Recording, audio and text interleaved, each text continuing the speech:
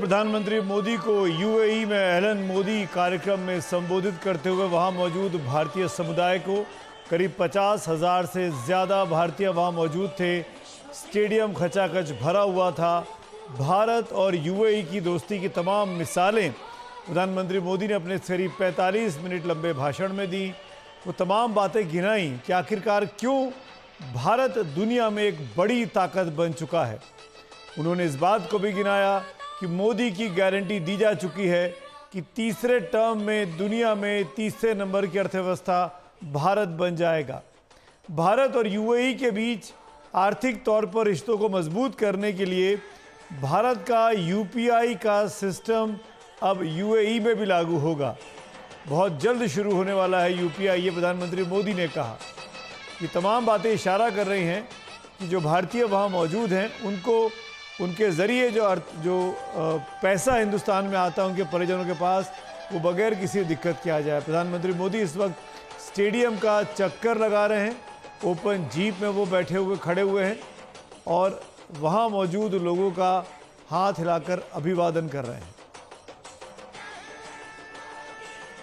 2 दिवसीय यात्रा पर हैं। आज यूएई में रहे, कल दोपहर के बाद वो कतर भी पहुँचेंगे। कतर की राजधानी दोहा। 2 दिवसीय यात्रा है उनकी। कल का सबसे बड़ा इवेंट होने वाला है यूएई में दुनिया का सबसे बड़े मंदिर का उद्घाटन प्रधानमंत्री मोदी करेंगे। कल बसंत पंचमी का दिन है। बसंत पंचमी के दिन स्वामीनारायण सेक्ट का ये मंदिर, जो कि करीब 27 एकड़ की जगह पर फैला हुआ है, उस प्रांगण में ये विशाल मंदिर बना है। कहा जा रहा है कि स्वामीनारायण समुदाय के लोगों ने दुनिया का ये सबसे बड़ा हिंदू टेम्पल किसी भी विदेशी धरती पर बनाया है।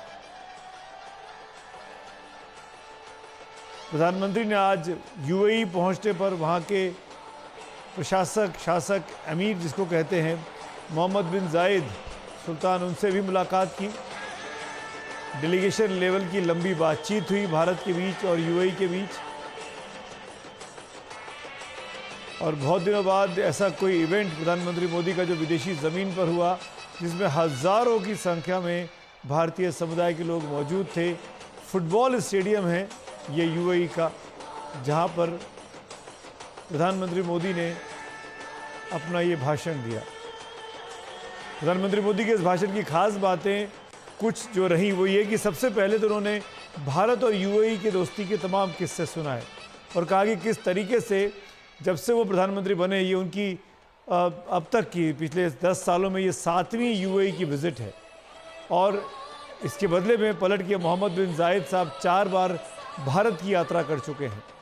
उन्होंने भारत आने का न्योता एक बार फिर मोहम्मद बिन जायद साहब को दिया है।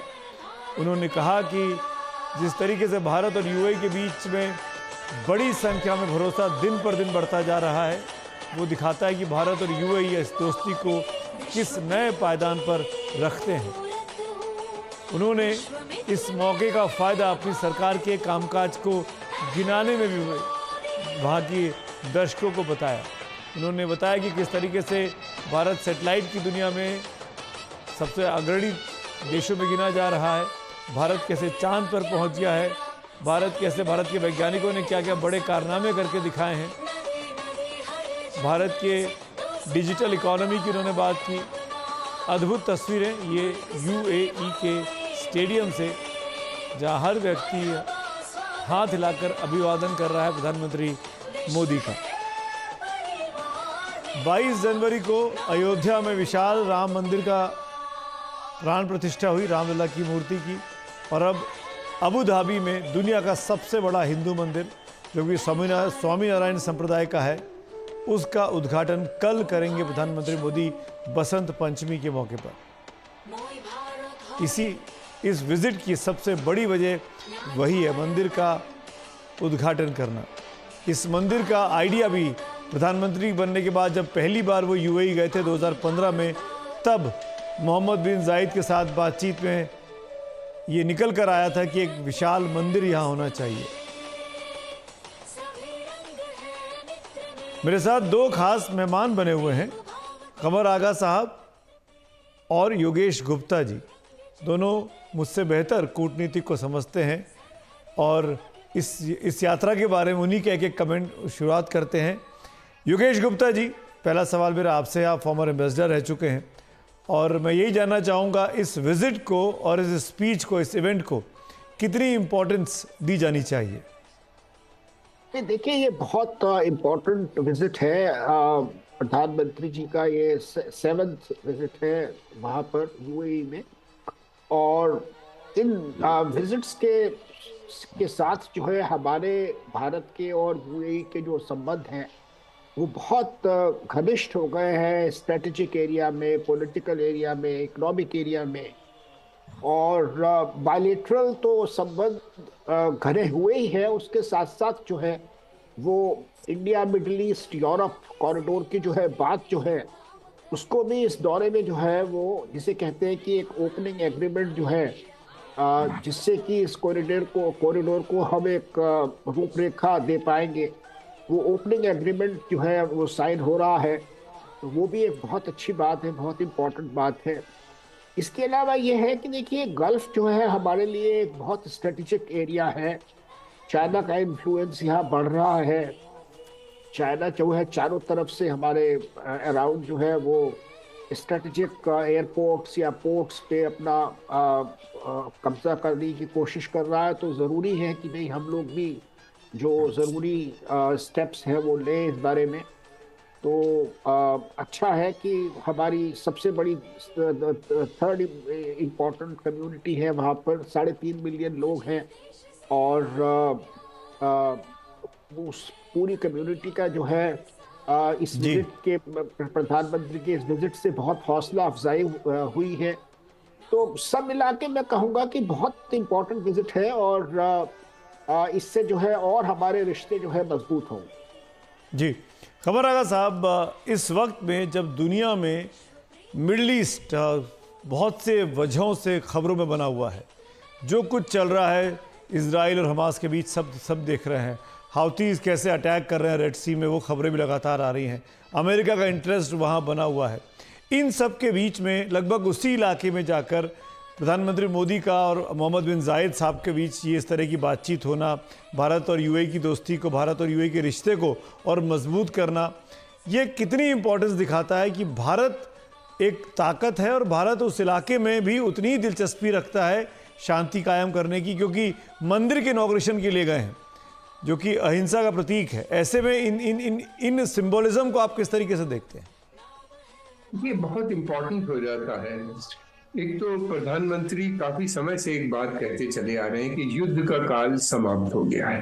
कि उनकी कंसिस्टेंट, उनका हमेशा हर जगह जहां भी दौरा होता है, जहां भी चीजें होती हैं, कहते हैं अमन शांति का टाइम है और डेवलपमेंट का समय आ गया है। भारत के पास न तो तेल के बड़े भंडार हैं, न गैस है, न बहुत से दूसरे मिनरल्स नहीं है। उसके बावजूद भारत की इकनॉमी 4 ट्रिलियन की पहुंच रही है और आने वाले समय में 6 और 8 हो जाती है। तो ये इस तरीके से जो अब भारत की जो एक छवि है वो बहुत तेजी से बदलती हुई नजर आती है। अरब देशों में भी, अरब देशों को एहसास हो रहा है, उनको भी इस बात का है कि तेल हमेशा नहीं रहेगा। और दूसरी बात यह है कि उनको भी लग रहा है कि नए स्रोत होने जरूरी हैं इनकम के, रेवेन्यूज जनरेशन के। तो उसमें भारत बहुत इंपॉर्टेंट हो जाता है। भारत की बहुत से सेक्टर्स हैं जिसमें भारतीय मूल के लोग, वहां पे कंट्रीब्यूशन उनका है बहुत बड़ा, और जिसकी वजह से उनकी छवि भारतीयों की इस देश में बड़ी अच्छी है। फिर प्रधानमंत्री मोदी जी एक अपनी पर्सनल छवि भी बनाते हैं जहां जाते हैं। पर्सनल रिश्ते, उनके व्यक्तिगत रिश्ते जिस तरीके से बने हैं खाड़ी के सभी देशों के साथ, और इन सभी में से अधिकतर देशों ने प्रधानमंत्री मोदी को वहां के जो सिविलियन हाईएस्ट अवार्ड है उससे भी नवाजा है, उनको मिले हैं सब जगह आता है। फिर दूसरी बात यह है कि हमारे हजारों साल पुराने संबंध हैं, कोई आज के संबंध नहीं है, और वो लगातार बढ़ते गए। और फिर 10 साल के अंदर का जो पीरियड था उसमें बीच में बहुत ज्यादा हम लोगों ने छोड़ दिया था। ये पूरा क्षेत्र पाकिस्तान के हवाले कर दिया था, जिसे कहना चाहिए केवल ट्रेड टाइज थी, उसमें एक नया अगर साहब एक क्विक कमेंट आपका ज़रूर चाहूँगा मैं, वक्त का थोड़ा सा लिमिटेशन है, और वो ये कि क्या एक मुस्लिम कंट्री में दुनिया का सबसे बड़ा मंदिर बनना, प्रधानमंत्री मोदी का जाना, उसका इनॉग्रेशन करना, ये कितना क्रूशियल है, कितना इंपॉर्टेंट है? ये बहुत क्रूशल है, बहुत बड़ा बदलाव अरब देश में आ रहा है। उनके ये समझ में आ रहा है कि अब जो मिलिटेंट पॉलिटिक्स थी या मिलिटेंट इस्लाम जो आया था वो एक प्रॉब्लम बन चुका है। कई देश उसने बर्बाद कर दिए, इराक, सीरिया, सूडान, सोमालिया, एक बहुत लंबी लिस्ट है, मैं उसमें जाना नहीं चाहता। अब उनको लग रहा है कि ये बहुत बड़ी गलती हुई है, हम लोगों को इसको पहले ही रोक लेना चाहिए था, और भारत इस बात को बहुत समय से कह रहा था, लड़ भी रहा था। अब उनकी जो पॉलिसी है, जो जिसमें वो डेवलपमेंट चाहते हैं, सेल्फ रिलायंस चाहते हैं, फिर वो चाहते हैं कि जो फॉरेन पॉलिसी है वो इंडिपेंडेंट फॉरेन इन्वेस्टमेंट भी चाहते हैं। तो उसके लिए एक अच्छा माहौल बनना बहुत जरूरी है, सद्भाव पैदा करना बहुत जरूरी है। इसलिए इतनी बड़ी संख्या में 75 लाख लोग उस एरिया में रहते हैं और लगभग 30 के करीब यूएई में भी है। तो उनके लिए उनकी डिमांड है बहुत दिनों से मंदिर की, तो मंदिर भी बनना चाहिए। ये बदलाव मैं समझता हूँ कि बहुत बड़ा आया है अरब देश में। बिल्कुल। और मैं बीच में इंटरवीन कर रहा हूँ आगा साहब और योगेश जी, गुप्ता जी, शुक्रिया अदा करूँगा आप दोनों का वक्त निकालने के लिए, जुड़ने के लिए हमारे साथ। लेकिन ये जो मैसेज दिया जाता है बार बार कि एक खास कम्युनिटी के अगेंस्ट हैं प्राइम मिनिस्टर।